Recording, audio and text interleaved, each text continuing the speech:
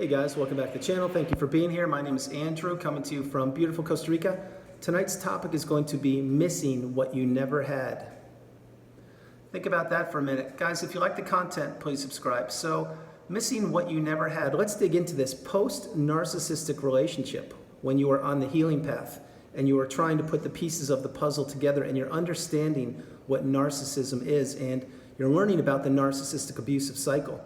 And you're getting educated, you're getting empowered, and you're understanding how you stayed in this relationship for a period of time or why you stayed in so long. Remember, this wasn't your fault. You were manipulated. You were taken advantage of. So let's mention that first. But missing what you never had. Many times the narcissist will do things such as future faking you or gaslighting you or making you believe that, in fact, things are going in one direction when they're not. In other words, you're on the hamster wheel being abused more and more and manipulated, believing that things will turn and things will get better and maybe you'll get back to that euphoric / love bomb stage eventually. And let's be real, this doesn't happen. It's not until you get the education and understand finally that you're with a narcissist or that this person was a narcissist and you get all the knowledge and the wisdom and you put the pieces together of the puzzle, that's when you fully understand what narcissism is. Of course, we're always learning each and every day. But the point is missing what you never had. Many times people miss the euphoric stage of the narcissistic relationship, and they ruminate and they think about all the good times. This is natural. This is what people do. It's exactly because your brain is trained to think of positive things. You don't really want to be thinking about negative things, although let's be real, rumination many times is negative things or thinking about things that actually weren't real during the love bomb or perhaps other parts of the relationship. Point being is missing what you never had. If you're being honest and authentic with yourself, and again, thank you very much for being here on the channel with me and educating yourself. If you're really missing parts of the relationship, what are you really missing? Are you missing every day being gaslit, being given the silent treatment, being stonewalled, being invalidated, having people where this person not replied to your texts, having this person throw rage fits on you, having this person blame you, blame shifting, and blaming you for things that you had nothing to do with, having this person virtually manipulate and or lie and or deceive about their past or the present or maybe any other relationships they had. Do you miss being triangulated? Do you miss being in a room with the narcissist sitting right next to them? However, they're on one of their 3 cell phones while you're trying to watch a documentary and they want nothing to do with you, but yet you're sitting right next to them, supposedly having an enjoyable evening, but no, there's no enjoyment there. You're sitting right next to them, but yet you've never felt more alone in your life. Do you miss all the future faking, all the plans that you were going to do or the things that you thought you were going to do? Maybe did you think growing old with the narcissist? Did you think about grandkids, things like this? Many of these things were just a dangling carrot left out in front of you to keep you strung along longer in the relationship. Because why? Because most likely throughout the relationship, you were catching on. You were seeing the red flags. You were seeing the mask slip from the narcissist. And yes, I'm certain in the relationship, there were many periods of time that you gave them a mulligan or you gave them a free pass and said, oh, they just had a bad day, or it's no big deal, or it's the holidays, it's fine, that people get it. There's a lot of pressure on the holiday. Nonsense. But back then you didn't know. Because why? Because you were working for the narcissist. You were not in a two-way healthy relationship. You were not in a stable relationship. You were not in a relationship that would benefit you. You were in a toxic, one-way, narcissistic relationship that benefited the narcissist. And they knew this. And they played on your heartstrings, and they played you as much as they possibly could. And just when you were getting close to figuring out what was going on, maybe you took notes. Maybe you had a journal about all the rash behavior and all the poor behavior that was given to you throughout the relationship. Remember, the narcissist is Dr. Jekyll and Mr. Hyde. They're one person to the general public, which is outside, and behind closed doors. That's when most of the abuse happens. That's why the narcissist is nothing but a coward and a bully, because they take advantage of unsuspecting people. Whether it is a spouse, a friend, a family member, whomever, business associate, it doesn't matter. But that's when they do most of the abuse because there's no audience there. Remember, they are a chameleon / actor. To the masses, they are loved. People think they're the best thing since sliced bread. But behind closed doors, that's where the nastiness and the toxicity oozes out of their pores. and it needs to find a home, which in this case was you. You were the punching bag for a period of time. But getting back on track, missing what you never had. Well, how about money? Do you miss being financially abused? Do you miss having zero credit card debt before you met the narcissist and then having a mountain of credit card debt post-narcissistic relationship? Or maybe having cars and now having zero cars? Do you miss being treated like you don't even exist, yet you're supplying a great lifestyle for the narcissist and maybe extended family members? Do you miss all of this toxicity? Do you miss walking around on eggshells, meaning you don't know when the front door opens who is going to open the door? Is it going to be Dr. Jekyll or Mr. Hyde? Do you miss going into that office on Monday morning knowing that perhaps it's a Monday morning and the narcissist didn't get their supply last week, so they're going to take it out on you, blame you for everything that went wrong, even though you had nothing to do with the project. But yet you need the job, so you take the abuse, which is absolutely toxic. That's the workplace bully / narcissist. So missing what you never had. Did you ever have serenity? Did you ever have stability? Did you ever have a person that you were with that had your back, that you knew had your back? A person that would be there for you when you got ill? A person that would be there for you when you got sick? A person that would be there for you when perhaps you fell on financial difficult times, meaning you suffered financial abuse because you were with the narcissist, but yet you were still expected to level up and contribute just like you used to, even though you lost your job. But the narcissist doesn't see that. What they saw is you're not bringing in money, so you're not good to them. And remember, you're not a love interest. You're just a source of supply. You're somebody who provides a lifestyle for the narcissist. But do you miss these things?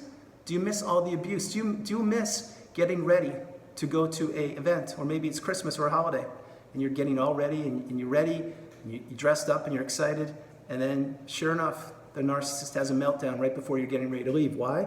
Because they want to ruin your experience, and yet they'll put their game face on to everybody at the Christmas event, acting like everything's peachy and rosy while you're like not having a good time, and then everyone at the event is like, what's wrong with this person? Like, why are they in a bad mood? And the narcissist, who knows that they set you off because they ruined your night, they're like, I don't know, he or she's always like that, I don't get it. You see, the narcissist does all these things, and there are so many more. I just barely scratched the surface. But missing what you never had. Did you ever have peace of mind? Did you ever have support? Did you ever have trust in the narcissistic relationship? Meaning, did you actually ever have that person's trust? More importantly, when the narcissist was texting at dinner, in the mornings, afternoons, evenings, in the bathroom, wherever, when they're texting, did you believe that they were actually playing that video game or actually writing that work email? You probably did. But what were they doing?